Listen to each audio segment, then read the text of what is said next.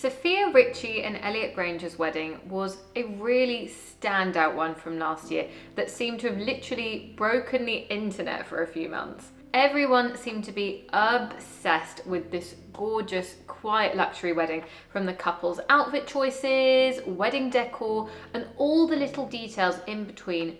Everything exuded this chic elegance that we all fell in love with. Now, how do we take some of these elements from the wedding of the year and seamlessly include them into your day? Let's talk about it. Welcome back, my loves, to the Curated Wedding. I'm Nazlee. I run an award-winning wedding venue where we've hosted hundreds of beautiful wedding days. I've also recently gotten married myself, so I'll be unveiling my insider secrets and top tips from both sides of the aisle so that we can discuss the art of a curated wedding.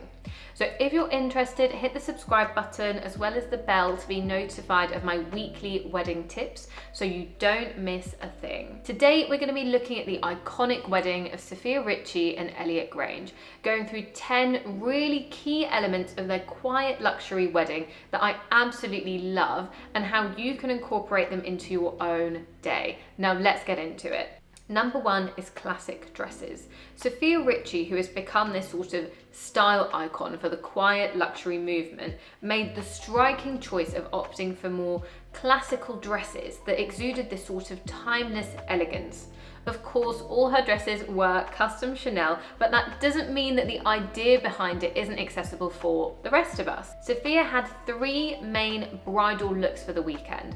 Her rehearsal dinner look was a classic silhouette with a high neck and long sleeves, which had gorgeous hand beading on it to create this mesmerizing movement and this texture in the dress. The white beading on the white dress adds a subtle glamour that really creates this element of sophistication. Texture is something that you can achieve in a few different ways, but beading is such a classic example. So keep an eye out for more embellished pieces when you're looking for outfits for the events around your wedding day in particular. When it came to her wedding dress, Sofia chose a beautiful lace embroidered halter neck gown with a long train. The cut of the dress and the choice of lace together embodied this classical elegance and grace. I feel like halter neck dresses are often overlooked when brides are looking for their wedding dress, but it's definitely one that creates such an elegant silhouette.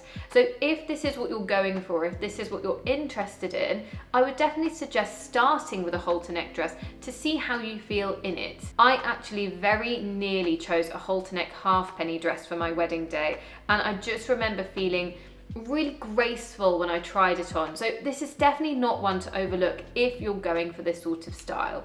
Lace is also a timeless fabric where you just can't go wrong. It definitely adds to the overall feel of sophistication that the dress created. This is another thing that you can consider when you'll start looking for your wedding dress. As for her evening look, Sofia changed it into a fun, flirty, structured mini dress. Mini dresses are perfect for the evening, so great to dance the night away, but note just how classic the silhouette of this dress was too. So if you're interested in having an outfit change for the evening, keep in mind that it doesn't have to be anything wild. Classic works a charm, clearly. Our big takeaway from this is that although there's always going to be a movement towards more modern, fresh, cutting edge ideas, when it comes to dresses, sticking with simple, classic and feminine styles is always going to be the more timeless choice. Number 2 is natural makeup. Sofia made a radiant statement on her wedding day with her choice of natural makeup, embracing a fresh and understated beauty that really accentuated her features in a really elegant way. She wanted the makeup look for the entire weekend to be super simple and clean, with a dewy complexion, letting her natural glow shine through. Her subtle blush and nude lip liner further emphasizes this commitment to the timeless and effortless aesthetic. Now, this is one that you can really easily recreate with your makeup artist. You can show them images of the sort of looks that you like and speak to them about having a more natural glow. I'm sure there are a million articles detailing the exact blush that she used or the exact lipstick shade, but bear in mind that a natural look is going to be individual to each person. So I wouldn't necessarily recommend finding the exact same products that Sofia Richie used. But instead of that, I would suggest working with your makeup artist to find shades that really suit and complement your skin tone. Now, there's also such a thing as too natural, where you barely have any makeup on. I'm telling you this one from experience, but if you want a little more makeup on, it might be more of a natural glam look that you're after if you're looking for this sort of thing. The idea is to really have a more elevated version of your natural look. So don't be afraid of a little more makeup. It's the final look that's going to make all the difference. Number 3 is personalized embroidery. When it comes to bridal styling, I love anything personalized. And the next element that we'll look at from Sofia Richie's wedding is one of my favorites. The personalized embroidery details included in her wedding dress. She had 2 pieces of embroidery sewn into her gorgeous lace wedding dress. The first one was the inclusion of an embroidered heart within the lace detailing itself to represent the love that the couple share. And the second was their initials, S and E, embroidered in blue on the inside of her dress above her heart. These for me are gorgeous little details that you can absolutely take and incorporate into your own day. When it comes to embroidered details, this can be anything from monogrammed items, a logo, or personal details that tell your love story. It doesn't have to be words necessarily. It can be an image or a shape. It can be your dog, a slice of pizza from your first date, whatever means the most to you. These embroidery details are really for yourselves. I'm saying this as someone who had embroidery on the bottom of my own wedding veil. It was something that meant a lot to me, but honestly, I'm sure that most of my guests didn't even notice it.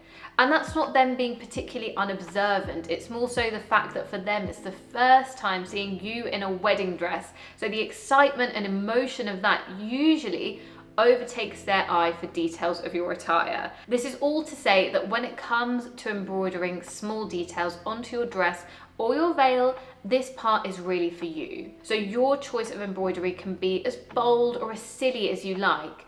This is where you can make it really, really personal. If your bridal boutique doesn't offer anything like this, then don't worry at all. You can always find someone who does and take your dress to them. I bought my veil from a bridal boutique in London and then took it to a local seamstress who was able to embroider our lettering onto the bottom of my veil. Please remember to be so careful with anyone who comes near your dress or your veil.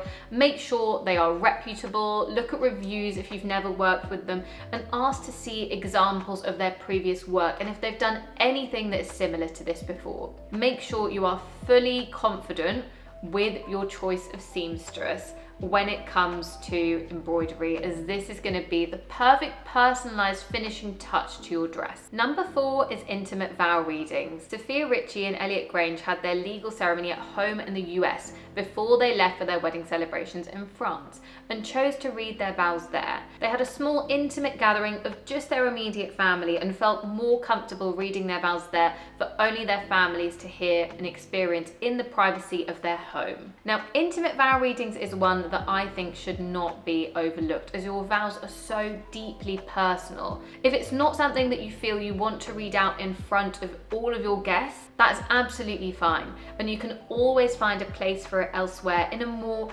private and intimate setting. Whether you'd prefer to read your vows in front of your family and close friends, or simply to each other, this more intimate setting creates an authentic and genuine expression of your commitment and your love. You may not feel comfortable saying the same things in front of your whole wedding party as you would if it were just the two of you. During my wedding planning, I really loved the idea of writing our own vows. I felt there were so many really beautiful things that I wanted to share, but I hated the idea of reading our vows out in front of everyone. I just don't think I would have been as brave to say exactly what I wanted to say, knowing that it would be heard by every single person who was there. And it's not that anything that I had to say was particularly wild or controversial. It just felt really, really personal to me and a really vulnerable moment. We almost scrapped the idea of writing our own vows entirely because of this reason. And I'm so glad we didn't. We had a private vow reading for our wedding day, which was straight after our first look. It was just the two of us and the photographers and videographers, of course, but they were so respectful and stood so far away that it really felt like no one else was there, and we were just speaking to each other from the heart. It's a really vulnerable moment and a really touching one. So if you're anything like me and really want to write your own vows but aren't sure about reading them out in front of everyone, then this is the perfect option for you. Number 5 is black bridesmaids dresses.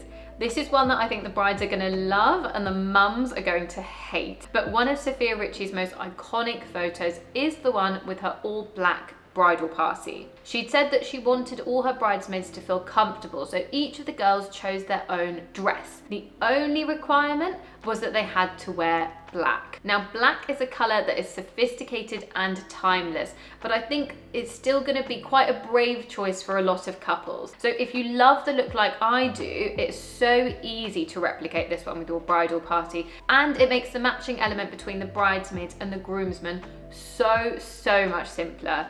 Although there are, of course, different shades of black, there really isn't that much variety, so you can't go too far wrong by just asking everyone to wear black. Now, if you love the idea but the colour is a little too strong for you, you can create a really similar look by giving your bridesmaids your chosen colour and asking them to find their own dresses. You can even send them a fabric sample if you want to be really specific. This gives each of the girls the choice of dress, but you'll still have that same colour uniting them. You can then tie this in with the groomsmen really simply by sourcing a tie in the same colour. Top tip, it is much easier to find ties and bow ties in a variety of colours than it is a whole suit. So this is another really simple way to keep everyone matching. But if you're loving the bold statement bridesmaids dresses, then this really is one of the simplest elements of the wedding that you can make your own. Neutral florals.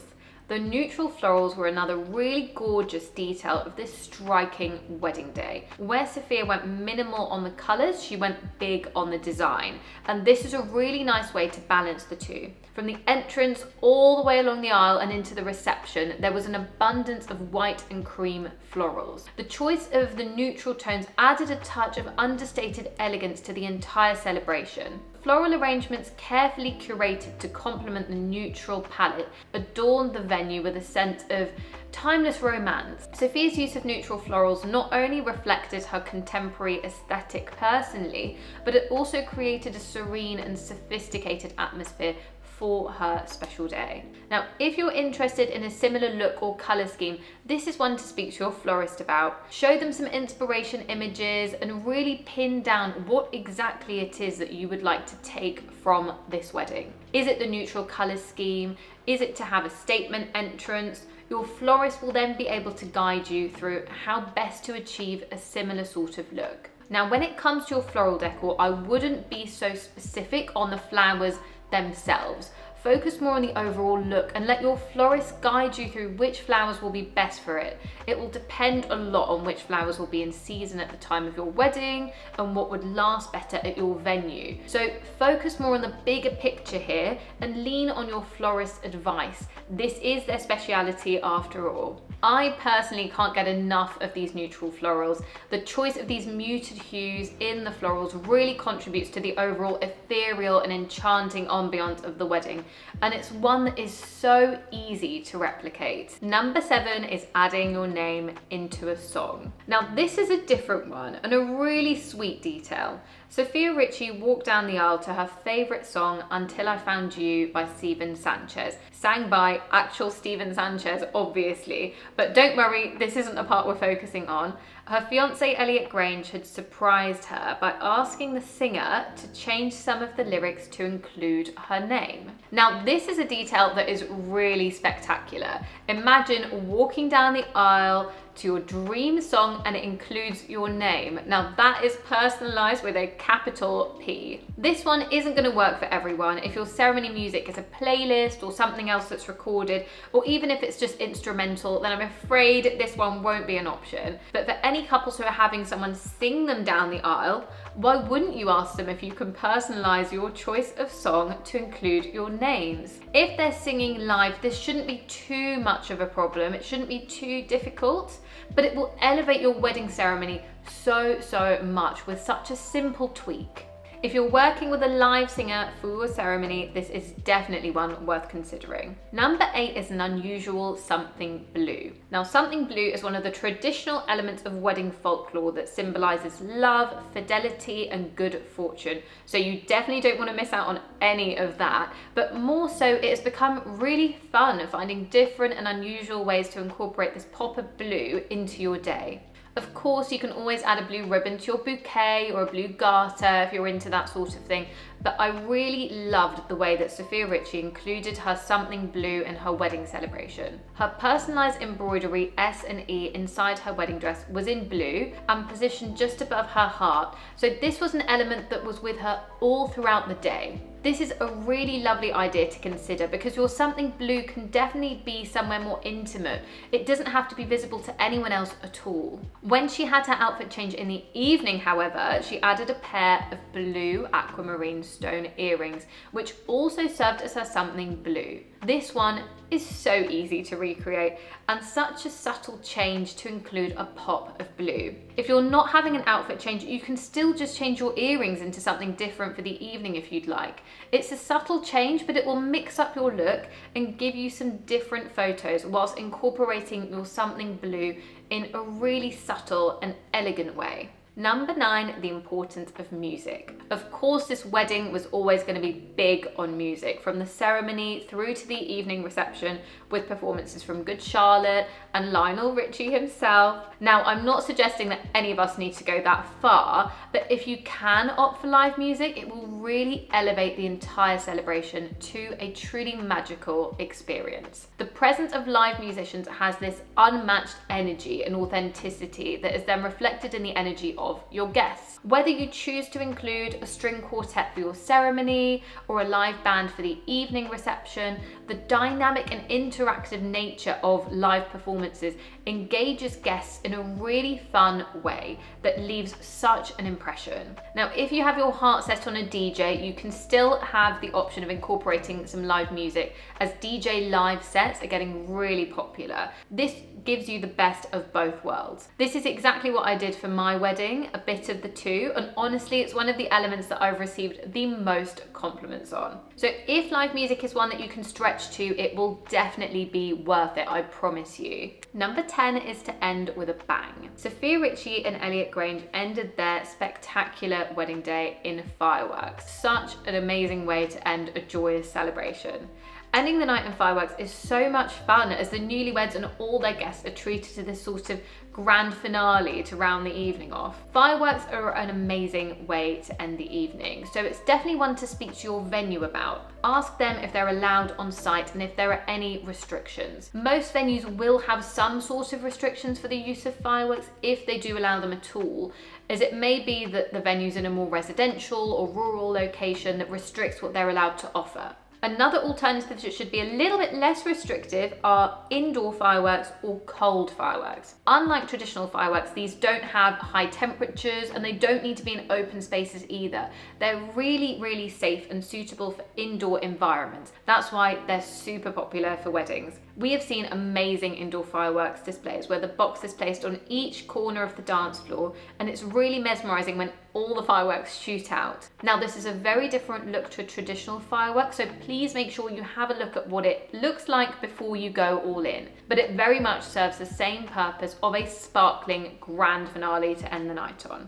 Now, if you want to go a little bit more low-key, sparklers are also another option, and another one to ask your venue about due to health and safety. But we chose to have sparklers to end our wedding day. It's much smaller scale, admittedly, but it's a bit more intimate, so it suited us perfectly, and it's a lot more interactive for your guests too. They're part of the fun instead of standing there watching a display. All of these options work really well, but it gives you a selection to choose from if you'd like to end your wedding day with a bit of a bang. Now, all these elements that we've explored come together to create this quiet luxury wedding aesthetic that really focuses on quality, personalized items, and creating an incredible, intimate experience for you and your guests. Remember, the key from this is to take the elements that you love and tailor them to reflect your unique style and preferences.